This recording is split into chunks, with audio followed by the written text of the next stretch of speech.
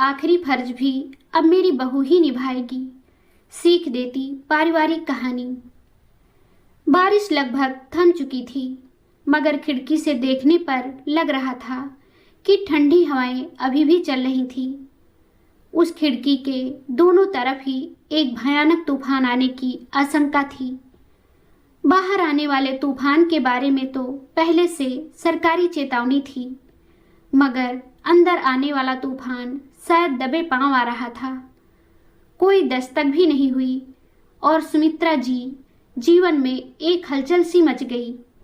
माँ जी, मैं जरा नीचे जाकर एक बार श्रीकांत को फ़ोन लगाकर देखती हूँ। मेरे फ़ोन की बैटरी भी डेड है और श्रीकांत भी शायद दोपहर से फ़ोन लगा रहे होंगे। आप तो जानती ही हैं कि वो अक्सर दोपहर को फ़ोन करके सबका हालचाल लेते हैं। अब ऐसे में अगर मेरा फ़ोन इतनी देर तक बंद मिलेगा तो जाने क्या क्या सोच परेशान हो जाएंगे। मैं नर्स से कहकर जाती हूँ कि अगर कोई इमरजेंसी आए तो मुझे बुलवा ले। भूमिजा बोली, जल्दी आना। नम आंखों से उसकी ओर देखती हुई उसकी सास के मुंह से केवल इतना ही निकला, आप फिक्र न करें माँ जी, मैं बस श्रीकांत को एक बार फ़ोन करके इत्तला कर दूं, बस आती हूँ। आप खुद को अकेले ना महसूस करें, मैं हूँ ना आपके साथ। कुछ नहीं होगा पापा जी को, मैं बस अभी आई। कहते हुए वो तेज कदमों से लिफ्ट की ओर बढ़ी। नीचे रिसेप्शन पर पहुंच उसने श्रीकांत को फ़ोन लगाया। 3-4 बार फ़ोन लगाने पर भी फ़ोन नहीं उठा। श्रीकांत शायद अपनी शिफ्ट पर वापस जा चुके थे और अंदर फ़ोन रखना मना था। वो जानती थी कि अब तो श्रीकांत से बात अगले दिन सुबह ही हो पाएगी। फिर उसने किसी से मोबाइल मांगकर उनके लिए मैसेज छोड़ा, श्रीकांत, मैं भूमिजा, ये नंबर मेरा नहीं है, बस तुम्हें बताने के लिए मैसेज कर रही हूँ कि बाबूजी को सर पर चोट लगने की वजह से अचानक हमें उन्हें अस्पताल में दाखिल करवाना पड़ा। सुबह से यहाँ तूफानी हवा व बारिश थी तो फ़ोन में चार्जिंग भी नहीं, इसलिए कल सुबह फ़ोन करूँगी या शायद ना भी कर पाऊँ, पर हो सके तो फ़ोन का इंतज़ार किए बिना आने का प्रबंध कर लो, शायद समय कम है। श्रीकांत को मैसेज करके वो अपनी सास के लिए कुछ खाने को लेकर तुरंत वापस ऊपर गई। माँ जी, कुछ खा लीजिए, नहीं तो आपका शुगर डाउन हो जाएगा। आपको भी तो अपनी दवाई लेनी है, पापा जी का तो ख्याल डॉक्टर रख ही रहे हैं, भूमिजा ने कहा। सुमित्रा जी ने बस चुपचाप वो रोटी रोल पकड़ा और नम आंखों से भूमिजा को देखती रही। उसने थोड़ा सा खोलकर उनसे कहा कि जल्दी से खा लीजिए माँ जी, फिर ठंडा हो जाएगा। कह तो रोल के लिए रही थी, पर जानती थी कि अंदर से कभी भी कोई भी विपरीत समाचार लेकर डॉक्टर बाहर आ सकते हैं। ऐसे में अकेली वो सब कुछ कैसे संभालेगी। उधर सुमित्रा जी जैसे जैसे रोटी रोल तोड़ रही थी, पूरा जीवन उनकी नज़रों के सामने घूम रहा था। उनकी सारी गलतियां जैसे उन्हें कह रही थी कि देख सुमित्रा, आखिर कौन तेरा अपना निकला और कौन पराया। कितनी गलत थी तू। उस पर केशव नंदन जी भी तो हमेशा उनसे कहा करते थे, सुमित्रा, क्यों तुम बेवजह बेचारी को परेशान करती हो। कहीं ऐसा ना हो कि एक दिन ईश्वर तुम्हें इतनी कठोर सजा दे कि पश्चाताप करने का भी मौका ना मिले। और शायद आज वही दिन था। ईश्वर ने आज उन्हें सजा सुना ही दी, मगर वो अपने मन में ईश्वर से यही सवाल कर रही थी कि इसमें केशव नंदन जी की तो कोई गलती नहीं थी, तो फिर उन्हें क्यों। उन्हें लग रहा था जैसे ईश्वर ने उन्हें उनके किए की सजा के लिए जैसे उनके पति को जरिया बना दिया था। वो 7 घंटे अस्पताल में बड़े भारी थे। सुमित्रा जी लगातार अपने पति के जीवन की दुआएं मांग रही थी। 7 साल पहले सुमित्रा और केशव नंदन जी ने बड़े धूमधाम से अपने बड़े बेटे श्रीकांत का विवाह जुगल किशोर जी की बेटी भूमिजा से तय किया। जुगल किशोर जी और केशव नंदन जी बड़े अच्छे दोस्त थे, मगर कुछ ही समय पश्चात बिजनेस में हुए घाटे को जुगल किशोर जी सह न पाए और उनका स्वर्गवास हो गया। तब ये सोचकर सुमित्रा जी चुप थी कि शायद अभी अभी हुई पिता की मौत की वजह से वो परिवार अपनी बेटी की शादी सादगी से कर रहा है। मगर बाद में भी जब उपहारों के नाम पर वहां से कुछ न आया और भूमिजा ने उन्हें सारी परिस्थिति बताई, तब न जाने क्यों उन्होंने उससे अपना व्यवहार बदल दिया। उस पर से विवाह के 2 वर्ष पश्चात भी भूमिजा को गर्भ भी नहीं ठहर पा रहा था। बहुत चीखी चिल्लाई थी उस दिन वो। कंगालों ने दोस्ती का फायदा उठा अपनी बांझ बेटी हमारे मत्थे मढ़ दी। धोखा दिया है आपके दोस्त के परिवार ने हमें, वो केशव नंदन जी से बोली। कोई धोखा नहीं दिया किसी ने हमें, मैं तो ये सब पहले से जानता था। और क्या तुम्हें बहू के गुण नहीं दिखाई देते? जब देखो बस तोहफों के पीछे पड़ी रहती हो। आखिर किस चीज की कमी है तुम्हें? ईश्वर का दिया सब कुछ तो है, वो समझाते। ठीक है, मगर वंश आगे बढ़ाने की ताकत तो नहीं इसमें। मेरा श्रीकांत तो बस यूं ही फंस गया। वो हर वक्त उसे उलाहना देती। फिर उनके छोटे बेटे भरत का विवाह जानवी से हुआ। जानवी और भरत एक साथ पढ़ते थे और जानवी के पिता एक बहुत बड़े सरकारी अफसर थे। बड़ी शानो शौकत से उन्होंने अपनी बेटी को विदा किया। भरत के विवाह के 6 महीने बाद ही उनकी बेटी रुत का भी विवाह बड़े ऊंचे खानदान में तय हो गया। हमेशा वो कहा करती, कितनी किस्मत वाली बहू आई है, आते ही भाग्य खुल गए। ननद का विवाह इतने ऊंचे घर में तय हो गया। रुत की डोली उठते उठते जानवी का गर्भ भी ठहर गया और कुछ महीनों पश्चात सुमित्रा जी के यहाँ एक प्यारा सा पोता हुआ। उधर श्रीकांत को दुबई से एक अच्छी नौकरी का ऑफर आया। बेटा तू पहले जाकर अच्छे से सेटल हो जा, फिर भूमिजा को भी ले जाना, केशव नंदन जी ने कहा। श्रीकांत के जाने के बाद घर के सारे कामकाज का भार भूमिजा पर आ गया। आखिर तुझे काम ही क्या है? कौन से बच्चे पालने हैं या फिर पति की सेवा करनी है?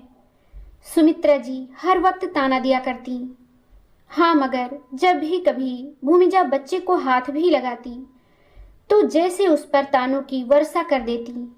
छूना मत, गलती से भी इसे, बांझ कहीं की, नजर लगाएगी क्या मेरे पोते को?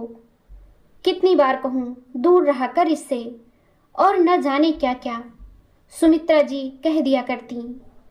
कई बार तो केशव नंदन जी उन्हें डांट कर चुप करवाते। ये क्या बोले जा रही हो? थोड़ी तो शर्म करो। क्यों बेचारी का हर वक्त दिल दुखाती हो? ईश्वर से डरो वरना पछताना पड़ेगा। ऐसा ना हो कि किसी दिन इसी का चेहरा देख तुम्हें जीवन गुजारना पड़े। तब क्या ये बातें तुम्हें कचोटेंगी नहीं? वो कहते। तब तो सुमित्रा जी चुप हो जाती, मगर ये तो उनके घर की रोज की कहानी थी। अभी वंश 2 साल का भी नहीं हुआ था कि भरत को कंपनी की दूसरी ब्रांच में शिफ्ट कर दिया गया। वो ऑफिस उनके घर से जरा दूर था, इसलिए जानवी ने एक दिन अचानक आकर सुमित्रा जी से कहा, माँ जी बुरा ना मानिएगा, लेकिन भरत को रोज दफ्तर आने जाने में बहुत दिक्कत होती है, बहुत समय लग जाता है। तो क्या बहू? उन्होंने उसकी बात काटते हुए कहा। गाड़ी तो है ही भरत के पास, और कहो तो एक ड्राइवर रख लेते हैं। नहीं माँ जी, उससे बात नहीं बनेगी, समय बहुत बर्बाद होता है। फिर घर आकर ये थक जाते हैं और वंश के साथ भी ज़्यादा खेल नहीं पाते। तो हम सोच रहे थे कि कंपनी के पास ही किसी घर में शिफ्ट हो जाएं। जानवी बोली। तो शिफ्ट होने की क्या ज़रूरत है? भरत कंपनी में एक कमरा ले ले और एक दिन छोड़ एक दिन आ जाया करे। बहू, हमारा भी तो मन करता है पोते के साथ रहने का। सुमित्रा जी ने कहा, अब माँ जी, ऐसा थोड़े ही होता है। आपको वंश के साथ रहना है, इसलिए हम पति पत्नी अलग रहें, ये कहाँ का इंसाफ है। मेरी नई नई शादी है, मैं यहाँ अकेली नहीं रह सकती, मैं भाभी जैसी नहीं। जानवी ने दो टूक जवाब दे दिया। तो ठीक है, हम सब शिफ्ट कर लेते हैं। मैं बाबूजी से कहकर एक घर खरीदने को कह देती हूँ। सुमित्रा जी ने सुझाव दिया। नहीं माँ जी, अब बाबूजी की दुकान यहाँ है, वो थोड़े ही रोज आ जा पाएंगे, फिर भाभी तो है ना यहाँ, और हम भी आते जाते रहेंगे। जानवी ने उत्तर दिया। सीधे सीधे कहो ना बहू कि तुम अलग होना चाहती हो। अंदर आते हुए केशव नंदन जी ने उसे साफ शब्दों में कह दिया। जानवी कुछ कह नहीं पाई। कुछ ही दिनों में भरत और जानवी ने उस घर से अलग अपनी एक गृहस्थी बना ली। पहले कुछ दिन तो वो लोग शनिवार रविवार या छुट्टी के दिन आ जाया करते, मगर धीरे धीरे कुछ ही महीनों में यह सिलसिला बंद हो गया। हर बार जानवी बहाना बनाकर छुट्टी वाले दिन आने से मना कर देती। कभी कभी सुमित्रा जी उनके यहाँ चली जाया करती, मगर धीरे धीरे उनके मन को भी यह एहसास होने लगा कि शायद जानवी नहीं चाहती कि वो ज़्यादा वहाँ पर आए जाएं, मगर उनकी अकड़ उन्हें यह कबूल ही नहीं करने दे रही थी। वह अब भी हर वक्त जानवी की पैरवी करती और भूमिजा की गलतियां निकालती रहती। कई बार केशव नंदन जी ने श्रीकांत से कहा कि वह भूमिजा को भी अपने साथ ले जाए, पर भूमिजा ने उनको अकेले छोड़कर जाने से इनकार कर दिया। श्रीकांत हर 6 महीने 15 दिन की छुट्टी पर आता, तब वह दिन भूमिजा के बड़े खुशनुमा गुजरते। उधर सुमित्रा जी की बेटी रुत भी जब गर्भ से हुई और उसका बच्चा वक्त से पहले ही हो गया, तब भी भूमिजा ने उसकी मन लगाकर सेवा की।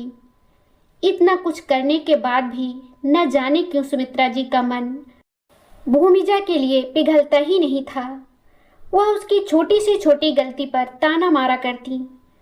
उनके इस रवैये को देख अब जानवी और रुत भी भाभी की कुछ खास इज्जत नहीं किया करते थे।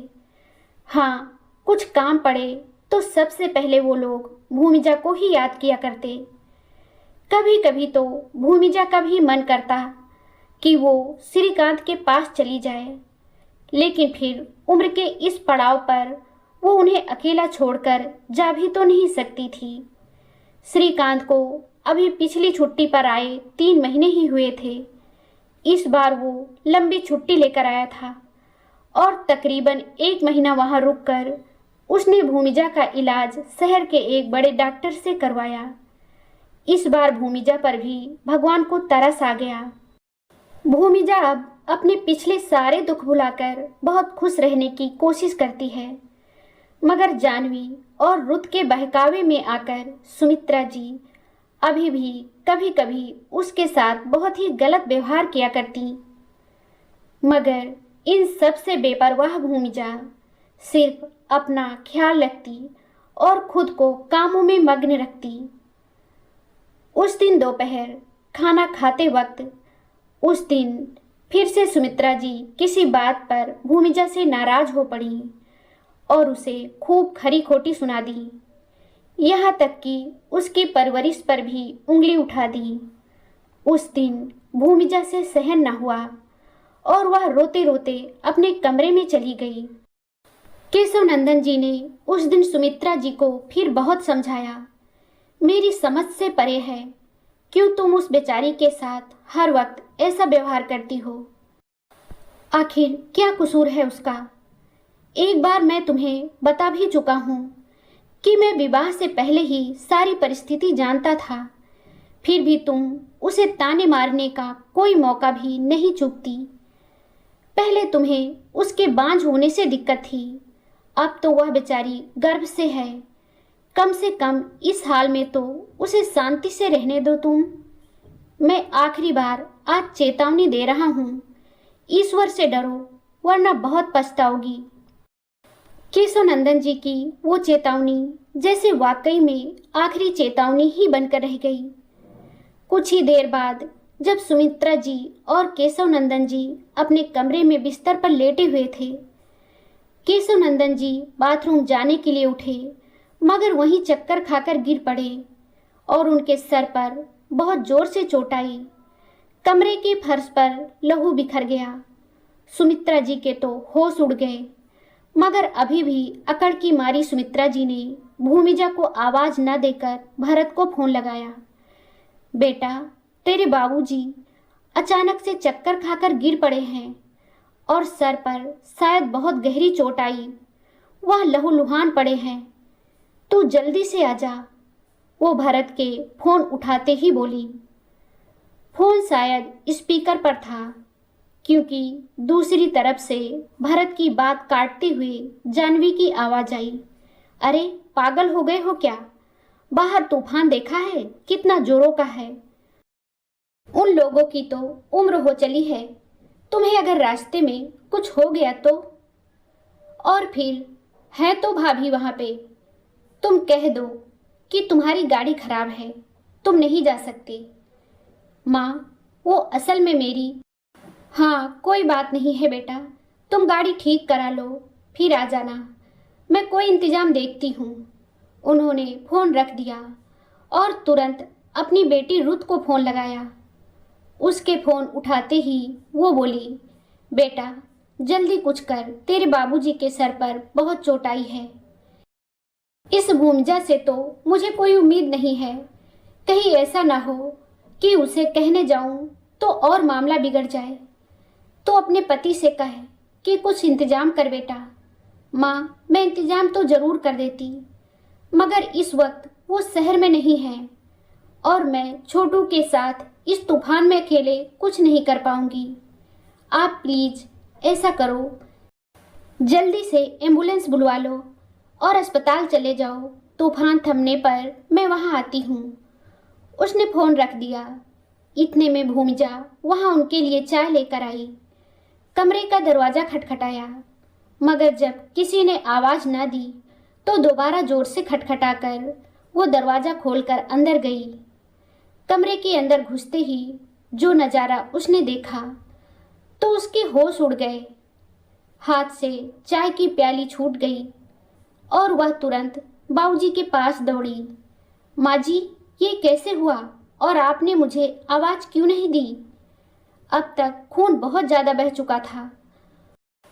भूमिजा ने फौरन एम्बुलेंस को फोन लगाया और जैसे तैसे केशव नंदन जी के सर पर टावल बांध बांध कर और उनके मुंह पर पानी के छींटे डाल डाल कर उन्हें होश में लाने की कोशिश करती रही, मगर कुछ नतीजा न निकला। इतने में ही एम्बुलेंस भी आ गई। उसने फौरन उन लोगों को बाबूजी के कमरे में बुलाया और उनको एम्बुलेंस तक पहुंचाया। माँ जी, आप जल्दी एम्बुलेंस में बैठिए, मैं घर को ताला लगाकर आई। सुमित्रा जी के कानों में मगर शायद अब केशव नंदन जी के स्वर गूंज रहे थे। तुम रहने दो बहू, इतने तूफान में तुम्हारे लिए हमारे साथ आना उचित नहीं। उन्होंने कहा। आप कैसी बातें कर रही हैं माँ जी? आप लोगों से बढ़कर मेरे लिए और कुछ भी नहीं है। भैया, आप गाड़ी घुमाइए, मैं अभी ताला लगाकर आई। कहते हुए वह बारिश में भीगते हुए जल्दी से घर की ओर बढ़ी। अस्पताल पहुंचकर केशव नंदन जी को सीधे आईसीयू में भर्ती कराया गया, मगर डॉक्टरों के मुताबिक तब तक उनका बहुत ज़्यादा खून बह चुका था। आखिर जिसका डर था वही हुआ। करीब 6 घंटों की मशक्कत के बाद भी डॉक्टर नाकामयाब रहे और केशव नंदन जी सुमित्रा जी को हमेशा के लिए छोड़कर चले गए। भूमिजा ने भरत को और रुत को फोन लगाने की कोशिश की, मगर दोनों में से किसी ने फोन नहीं उठाया। उस वक्त भूमिजा के पास इतने पैसे भी नहीं थे कि वह अस्पताल का बिल चुका पाती, न ही वो अपना कार्ड लाई थी। उसने खिड़की से बाहर देखा तो उसे एक सुनार की दुकान दिखाई दी। मैं अभी आई माँ जी, कहकर वो उस तरफ निकली। आकर उसने अस्पताल का बिल चुकाया और फिर बाबूजी को घर ले जाने का इंतजाम करवाया। तूफानी हवा को चीरती हुई एम्बुलेंस वापस घर पहुंची, मगर केशव नंदन जी सुमित्रा जी के साथ नहीं थे। अगले दिन सुबह भरत का फोन आया। भाभी, कहाँ हैं आप? कल फोन नहीं लगा आपका। घर आ जाइए भैया, बाबूजी नहीं रहे, कहते हुए भूमिजा रो पड़ी। पिछली दोपहर से जो डट कर लड़ रही थी, वो ये शब्द कहते हुए टूट गई। कुछ ही देर में भरत और रुत परिवार समेत वहां पहुंचे। बाकी रिश्तेदारों को भी खबर कर दी गई थी, सो सभी पहुंचे। बस कोई नहीं पहुंच पाया तो श्रीकांत। देर सुबह जब उसका फोन आया और उसे भूमिजा ने बाबूजी के बारे में बताया तो जैसे टूट सा गया। प्लीज भूमिजा, बाबूजी को अस्पताल में रखवा लो, मैं कम से कम उनके आखिरी दर्शन तो कर लूं। मगर वहां भरत और रुत के होते हुए भूमिजा की कौन सुनता। आखिर सबको अंत्येष्टि की जल्दी थी, सब इंतजाम भी हो चुका था। सो भूमिजा रोती रह गई, मगर किसी ने श्रीकांत का दर्द समझने की जरूरत नहीं समझी। जब मुखाग्नि देने की बारी आई तो भरत ने बड़े भाई के वहां उपस्थित न होने का हवाला देकर पंडित जी से कहा कि ये फर्ज वो निभाएगा, तुम रहने दो। कल तुम्हारी गाड़ी खराब थी, रुत का पति कहीं बाहर था। तुम लोग जिनके लिए मैंने इतना कुछ किया, उन्होंने ये तक न सोचा कि हमने कुछ खाया होगा कि नहीं, अस्पताल में देने को हमारे पास पैसे होंगे कि नहीं। रुत के बच्चे की सेवा कर उसे भूमिजा ने जीवन दान दिया। वंश के वक्त जानवी, तुमको भूमिजा ने जमीन पर कदम तक नहीं रखने दिए। इतनी बेइज्जती के बावजूद भी मन लगाकर तुम लोगों की और मेरी भी सेवा की। और आज जब ये बेचारी इतने वर्षों बाद प्रेग्नेंट है तो तुम में से किसी को इस पर और अपने बड़े भाई पर भी तरस नहीं आया। अगर कल इसे कुछ हो जाता तो तुम सब क्या मुंह दिखाते ईश्वर को। मुझे तो मेरे किए की अति कठोर सजा ईश्वर ने दे दी है, और ये सजा शायद तुम्हारे बाबूजी ही सुना कर गए हैं। मगर तुमको भी तुम्हारे किए की सजा तो मिलनी ही चाहिए। बाबूजी के अस्पताल का बिल चुकाने को जो अपनी दादी का पुश्तैनी कंगन एक झटके में बेच कर आई हो, अपने पिता की अंत्येष्टि का अधिकार उसी संतान का है, तुम जैसे नालायकों का नहीं। माँ, ये कैसी नीति विरुद्ध बातें कर रही हो, पागल हो गई हो क्या? भरत बोला, कोई नीति नहीं, कोई रीति नहीं।